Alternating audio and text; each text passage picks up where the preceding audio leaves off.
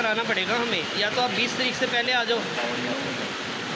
अच्छा 20 तारीख से पहले तो हाँ। देखते हैं, अभी मैं आपको बताती हूँ ना। हाँ जी, हाँ जी। अच्छे से हो गया ना सारा काम? हाँ बिल्कुल अच्छे से हो गया। ठीक है, तो मैं ऐसे बोल रही थी ना, आप मुझे वीडियो भी भेज दो एक बार। ठीक है भेज दूँगा। आपके आने पे होगा सारा काम।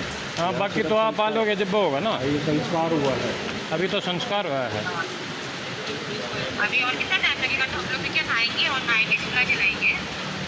पहले भी महाराज जब भी इतला दी थी अगर तेरे पापा की तबीयत खराब आ जाओ, बोले हम इतनी जल्दी आ नहीं सकते।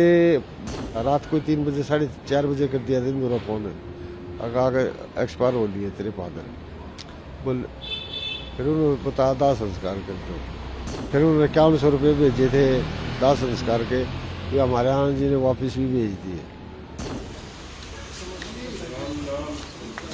हरि का नाम सत्य है, राम नाम सत्य है, हरि का नाम सत्य है, राम नाम सत्य है, हरि का नाम सत्य है, राम नाम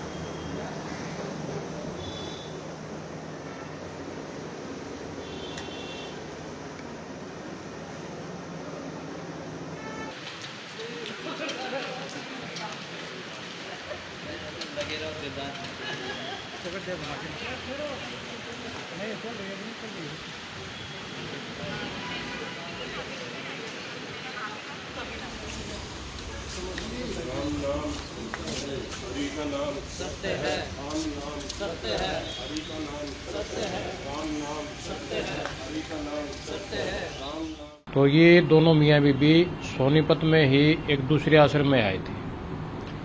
मेरे ख्याल 1.5-2 साल पहले आए होंगे ज़्यादा से ज़्यादा। तो इनकी घरवाली वहाँ गुजर गई।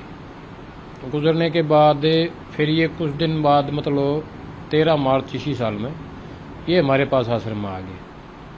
तो ठीक है, हमारा तो काम अभी कोई बुजुर्ग आएगा तो हम उसको रखेंगे। अभी करीब 20-25 दिन पहले इनकी तबीयत थोड़ी ही ढीली हो गई, तो मैं हॉस्पिटल में लेके गया, इसको डॉक्टरों से दिखा के लाया। डॉक्टरों ने इलाज किया, सुबह ले गया था, शाम तक छुट्टी कर दी, ले जाओ कोई दिक्कत नहीं है, हो जाए ठीक ठाक। मैंने उस टाइम इनकी दोनों बेटियों के पास फ़ोन किया कि बेटा ऐसी ऐसी बात है, आप मतलब अगर मिलना चाहें या मतलब आना चाहें तो आ सकते हैं। उन्होंने कहा कि ठीक है अंकल, देखते हैं, बुकिंग कराएंगे आने की और आते हैं। फिर मेरे को पता लगा जैसे उनकी अपने पापा से बात होती रहती है बिटिया की, दोनों तीनों की। तो इन्होंने कहा कि बेटा अभी आने की ज़रूरत नहीं है। हमारे जो बुजुर्ग थे उन्होंने कहा कि बेटा अभी आने की ज़रूरत नहीं, मैं ठीक हूँ। थे भी ठीक, कोई ऐसी बात नहीं है। कुदरती 3 तारीख को इनको मैं जब सुबह तो बोला बेटा पेट में गड़बड़ है कुछ। मैं फिर इनको उठा के गाड़ी में लेके गया और हॉस्पिटल में चेकअप कराया। चेकअप कराने के बाद इन्होंने डॉक्टरों ने कहा कि ठीक है ऐसी कोई बात नहीं। आ गया मैं लेके शाम तक। आने के बाद 3 तारीख की शाम को मैं लेके आया था। उसी रात 3:30 बजे वो ख़त्म हो गया। मैंने 3:30 बजे यहाँ से जो स्टाफ है हमारा आश्रम का, उन्होंने मेरे पास फ़ोन किया कि जी ये तो गुजर गए। उसके बाद मैंने बेटियों के बाद फिर फ़ोन किया कि बेटा आपके पिताजी गुजर गए हैं और आप आना चाहो तो आ जाओ, क्योंकि अब तो लास्ट समय हो गया इनका। तो उन्होंने फिर बातचीत करके कहा कि अंकल हम आएंगे तो हमारा कम से कम 1.5 दिन लग जाएगा, तो आप इसका अंतिम संस्कार कर दो। उन्होंने मेरे पास 5100 रुपये भी भेज दिए कि ये अंतिम संस्कार में लगा दी। हाँ ठीक है। उसके अंतिम संस्कार को जब हम लेकर गए तो जो हमारे साथ शहर के समाज सेवी थे उन्होंने ही सारा सामान तैयार कर रखा था। मतलब 5100 रुपये मेरे पास नुकानी शेफ रह गया। तो मैंने सोचा है 5100 रुपये जो उन्होंने दिया था ये तो अंतिम संस्कार के लिए दिया था, और अंतिम संस्कार में जो हमारे शहर के समाज सेवी हैं, जो हमारे मित्र हैं, उन्होंने सारा बंदोबस्त कर दिया। फिर मैंने उस बिटिया के पास फ़ोन किया कि बेटा जो तुमने 5100 रुपये दिए थे वो मैं इस काम में नहीं लगा पाया, क्योंकि हमारे यहाँ के जो समाज सेवी थे और हमारे मित्र थे उन्होंने सारा बंदोबस्त कर रखा था, और ये पैसा दिया था तुमने अंतिम संस्कार के लिए, तो ये पैसा मैं नहीं रख पाऊंगा, क्योंकि वैसे दान में दिया होता तो मैं पैसा रख लेता, मगर ये पैसा था अंतिम संस्कार का, तो मैंने वो 5100 रुपये उनको वापस कर दिए। जब ये पहले बीमार जब भी इतला दी थी अगर तेरे पापा की तबीयत खराब है आ जाओ, लेकिन वे बोले आएंगे, बोले टिकट नहीं मिल रही, नू नहीं हो रहा, पहले ऐसे बोल रहे थे। जब ये एक्सपायर हो लिया, जब भी कराया था रात को 3 बजे 4:30 बजे कर दिया था मेरा फोन, अगर एक्सपायर हो लिए तेरे फादर बोल। फिर उन्होंने बताया दाह संस्कार कर दो। फिर उन्होंने 5100 रुपये भेजे थे दाह संस्कार के, ये हमारे आनंद जी ने वापस भी भेज दिए।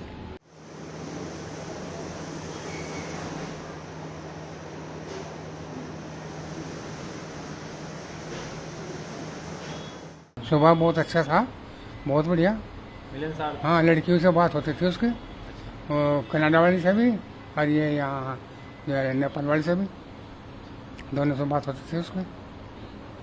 आप अपना समय यहाँ पे कैसे बिताते हैं, मतलब क्या करते हो? आपस में जैसे इनके साथ बात कर ले, ऐसे एक दो का मेल तो हो ही है, तो उसमें मेल से बात कर रहे हैं, बैठे रहे हैं, बाहर बैठते हो, भीतर बैठते हो, खटका टाइम। फिर अपना मोबाइल भी है, थोड़ा बहुत वो भी सारा लगाता है। तो शिवचरण जी कभी अपने परिवार के बारे में बात करते थे, फैमिली के बारे में कुछ बताते थे? तो 2 लड़की थी उसका, उसी से बात करते थे उनसे, 2 से। अच्छा। आप सुना हमारे तीसरी लड़की भी थी, उसका तो मुझे तीसरी का भी नहीं पता। अच्छा, वो उन्होंने नहीं बताया कभी तीसरी? नहीं, कभी नहीं बताया, ना कभी बात होती देखे।